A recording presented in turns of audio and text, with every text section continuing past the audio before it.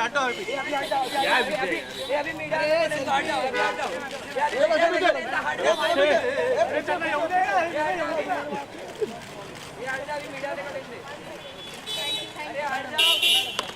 अरे भाई मेरे हट जाओ मीडिया चलो चलो इधर की थांबा इधर नहीं ना आत में नको रे अरे आत में थोड़ा इधर जी चलिए चलिए आराम से चलिए चलो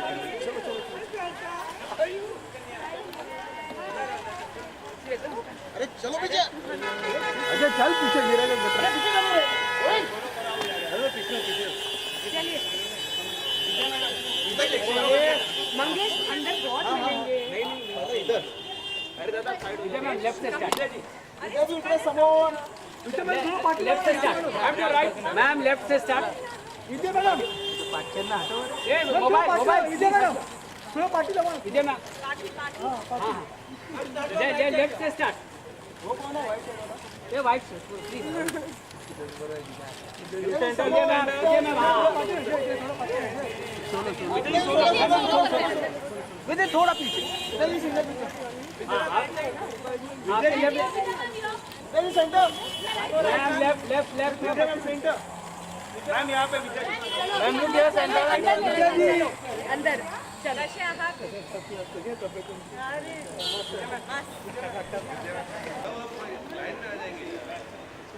अरे छोड़ो चलो जल्दी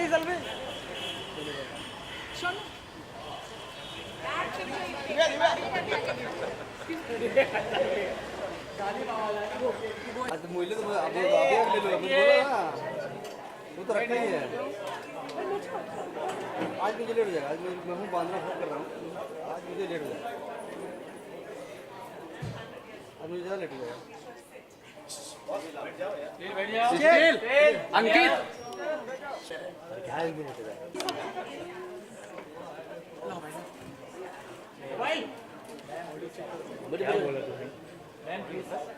अरे मंगेश भाई ये ना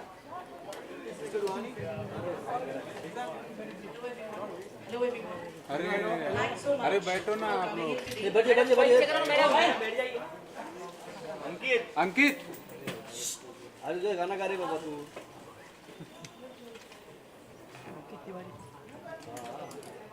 It's my privilege to welcome all of you on behalf of Hachette India to the launch of Dark Things by Sukanya Venkatraman. A big thank you. You guys are here on a weekday at 5 in the afternoon. It's amazing. Thank you so much. And a big thanks to Vidya Balan for taking the time to support the book.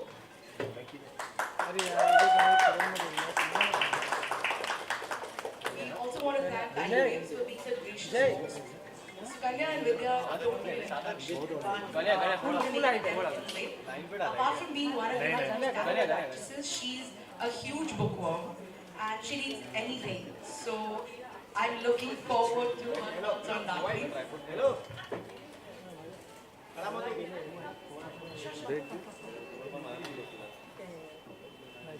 Hi everyone.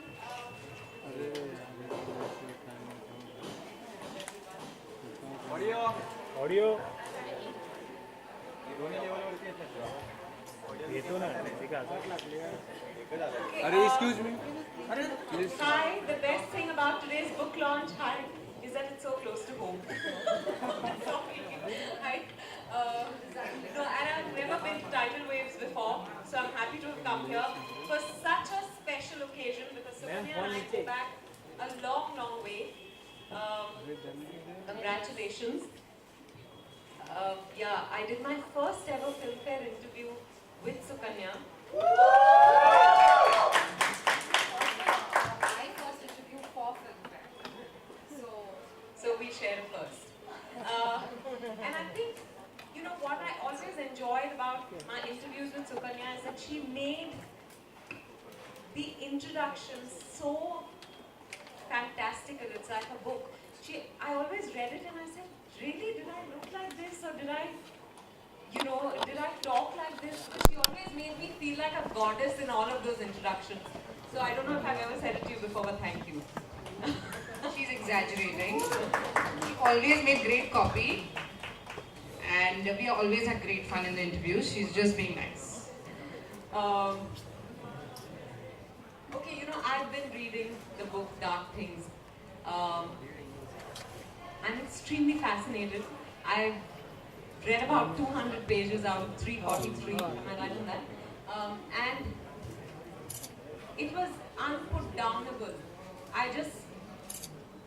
It's not just because I would have done this launch anyway because of, you know, the equations Sukanya and I share, but and because of the fact that I've always enjoyed reading her interviews, mostly of mine, sometimes of others also.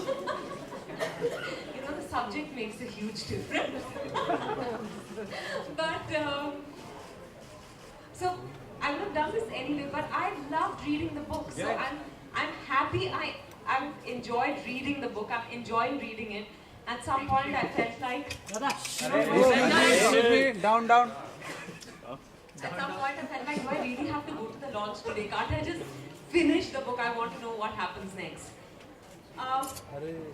So, no, don't worry. I'm going back and forth.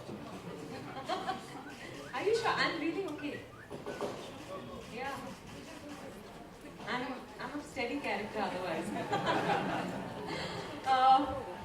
So I'm going to ask you a few questions. You know, firstly, both of us hail from Kerala.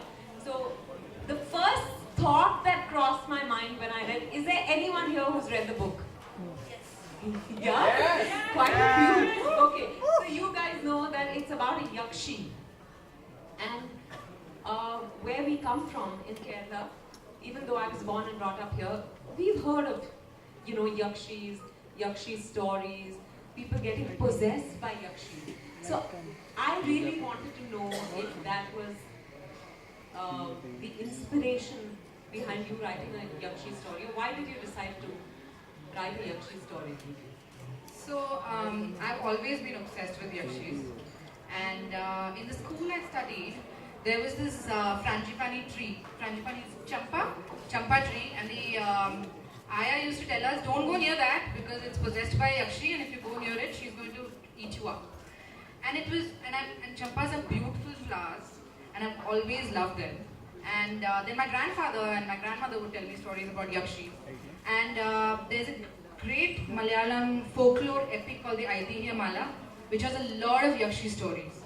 Having said that, I think the Yakshi in my book, although she has her roots in the stories that I heard as a child, I think that she's kind of different. I mean, I've just put a spin on her. And yeah, I hope that Yakshi appeals to everybody. I'm sure she will. I found her extremely intriguing, but what really excited me was the fact that your central, your primary or your antagonist is really female, and that you see very rarely in fantasies. You know, whether even in the films that we've seen, invariably the villain ends up being male. I love that the villain here is I'm glad you like her. Hera was my favorite character to write, actually. I think I'm really obsessed with fairy tales, and fairy tales have evil queens, and you know, like the Snow Queen, and then there's the Queen in Snow White, and so I thought that I didn't even think about it actually. It never occurred to me that I would specifically think about the gender of my antagonist. I just started writing and it turned out to be an evil goddess, and there you are. I don't think the gender, you know what, I didn't really think about the fact that, oh my god, I'm writing about a woman. So it has nothing to do with the fact that you're a woman and you see, you understand the dark side of that too. I mean, as you progress, yes. Thank you. As you progress, yes. But while she was being thought of in my head, no, I didn't think, oh my god, let me write a female villain. It wasn't fun. I think it happened very seamlessly. But where do you come up with things like, you know, Forest of Fireflies? I've never heard of anything like that. It was just in my head. Yeah, and I began to visualize it, and it's just amazing. I think when you're used to living in an alternate universe, I think all writers live in an alternate universe. I think all the writers here will agree with me. I think reality. in Bombay, everyone lives in There's an an alternate universe. This is also true. This is also Oh, true. let me get that correct. In Mumbai, In Mumbai. everyone lives in an alternate universe. I have to get out also. And probably the one day you reach home early, you wonder if you crawl through a wormhole and got there into an alternate universe. This is true.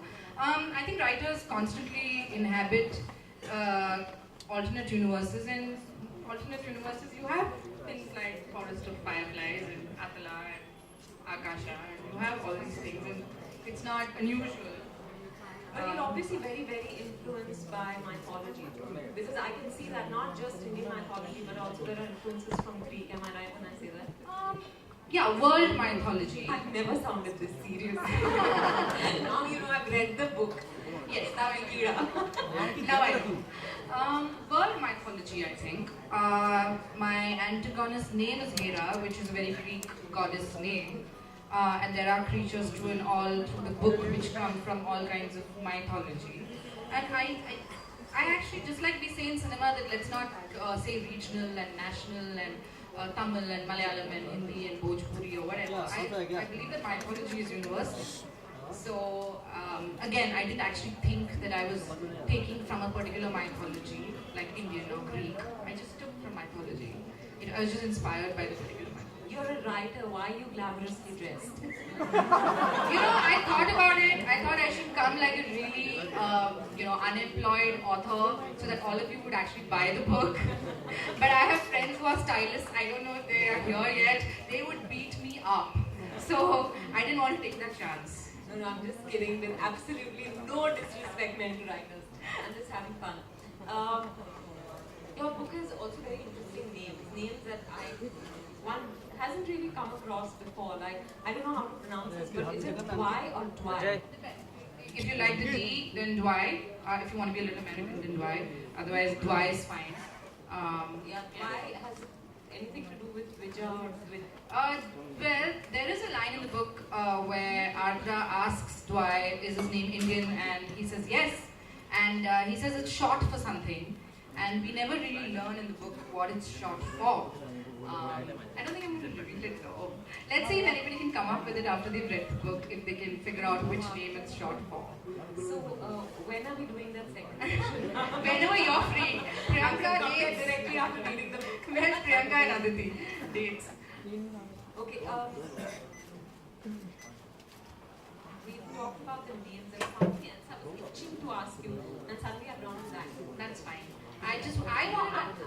Yeah, no, Now I wanted to ask you whether this has been your favorite genre, whether this is all you've read since child. Of course, you've heard stories and all that you said, but it's because what really struck me was that I'm not too much of a reader. While everyone thinks I give this intellectual vibe, I wear saris with manuscripts, so people think कि मैं पढ़ती रहती हूँ, 1 minute के लिए भी नहीं छोड़ती.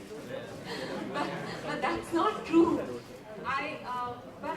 From the little that I've read, I don't think I've come across an Indian book which contemporizes mythology so fantastically. There are other books in recent times which have contemporized mythology, but yours is of course a different take on it, and it's so. Mine is probably more fantasy than mythology. It's probably fantasy with its roots in mythology, and I've taken a lot of liberties, and I've created my own mythology. So, Okay, sorry. yes. I wanted to ask you, there was that bit about the sun and the moon falling in. Yes. Yeah, sure. There's a bit about the sun and the moon falling in love, and the Gandharvas being, Yeah, this, the children of the sun and the moon. is that Yes. true or No, that's my own mythology. Because in original... I just want to know who's the sun and who's the moon. Oh, no, again, secrets. I think in our original Hindu mythology, Urmi is here. Urmi would... Yes, there she is. Urmi is expert on mythology. I think in the original, they originated from the Samudra Manthan, the Apsaras and the Gandharvas, but of course, I've done my own thing in the book. I'm glad you like it. I do, and is there anything you want to ask me? I'm not used to this, I get asked questions. She has it. What is your favorite character? Yes, that's the you know, I must say that I like both of them equally, but I want her to end up with Dana. Okay, that is spoiler arena. Next question, please. That is spoiler. No, Sorry, it's okay. You haven't reached the end of the book, so that's fine. Okay, but and I really like the crone. अरे flash ah Yeah, you know, again, Manthara, Shakuni, it's so entrenched in our mythology that I thought that's where it came from. I also think that good rarely needs a catalyst, but evil does. So that we can blame it on someone else. Yes, you know, you always want to blame it on somebody. Evil always needs it. In any of our books and epics, evil always needs a catalyst. So yeah, that's how the growing happened. Does anyone else have any questions? Oh, Jitesh Pillai. Good. Yes, of course. I think as my favorite author Neil Gaiman would say, you first sound like the authors you love before you start to sound original and before you start to sound like yourself. So yeah, of course, Neil Gaiman and Ursula Le Guin and Enid Blyton, I think we underrate Enid Blyton's fantasy, you know, in the fantasy genre, The Wishing Chair and The Faraway Tree, and she's written some amazing books. So yeah, of course, I've read so much, and that's all I read. I read all the books that are available on Amazon Kindle, which come free, which probably people have read, and just because they get it free. I read anything that is fantasy. So there's a launch offer today. This book is going to be available free right outside. Everyone will read it. Talk to Amnesia after this. So why dark things? I know, but So, when I started writing the book, I realized there were a lot of dark things in the book, and it was supposed to be a working title. And I honestly thought the good folks at Hachette would want to change it, marketing and all that, but they loved it. So we kept dark things, and it stayed dark things. It works for the hashtag. because I've actually read your first book, and I thought that was very. There were parts of it that were very sexual, but it was, you know, a sweet love story, and Yeah. this is a complete contrast. Yeah. So, you know, I also feel at this point in my career, I feel I'm ready to explore the dark side of characters, of people. Yeah. So, does it have to really do with, you know, yeah? I think Jitesh always says, even when I used to hand in an interview like yours, you know, which would be all joy and sweetness and light, he would be like, "You're such a dark writer," and I'd be like, "Why do you keep saying I'm a dark writer?" You know, but for some reason he thinks I'm a very dark writer and I'm drawn to dark things. So I'm not surprised that I'm drawn to dark things in that sense. Also, I think if you are a fantasy reader and you are a fan of, say, Neil Gaiman, dark things come very naturally. You know, when you're Not writing. drawn to me, right? Your sweetness and light, it's okay. I love you, but I'm not drawn to you. Thank you. Thank God. Thank God, thank God. I've really asked you all that I wanted to ask you. If there's... So Ganya, you're also into movies, right? I hope so. Yes, you are. Yeah. Any ideas about taking this book into the movie land? I think she should. Who would you play? She'd be a great Hera. I'd love to be Hera. I know deep down she wants to get into the crone disguise and actually play her. Because that's Maybe I can do both. Yeah, maybe you could. No, but genuinely, even I thought of Hera. I think She'd make a great Hera. such a fascinating character. I know I'm saying that about every character actually now, but I love Hera. I love her darkness. Sunday. The black pearl eyes, yes. But to answer Ruchika's question, yeah, Or sure. the jewel blue eyes. The jewel blue eyes is that. Yeah, but who? That's who would play him? Yeah. I don't know. You tell me. I'm not like. Going by the color of the eyes, it would have to be Hrithik Roshan. Yeah, why not? They would actually make a great Tara. Okay. Yeah, So he's yeah. just waiting to. He's waiting right outside. No, but I do think you should, you should make this into a film.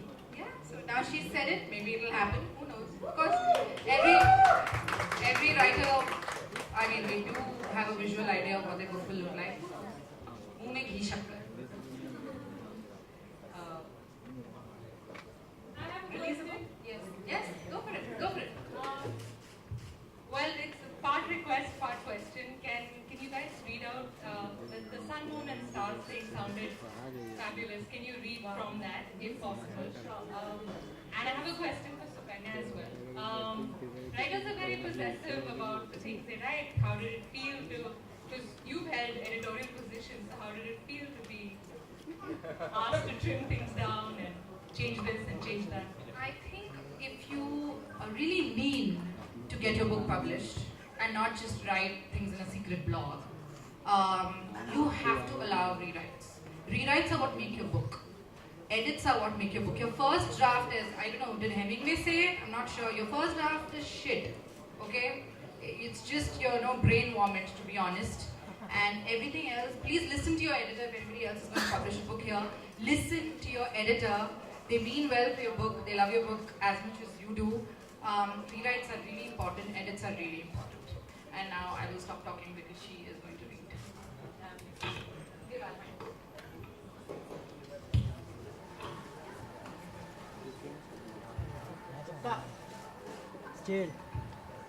Media question.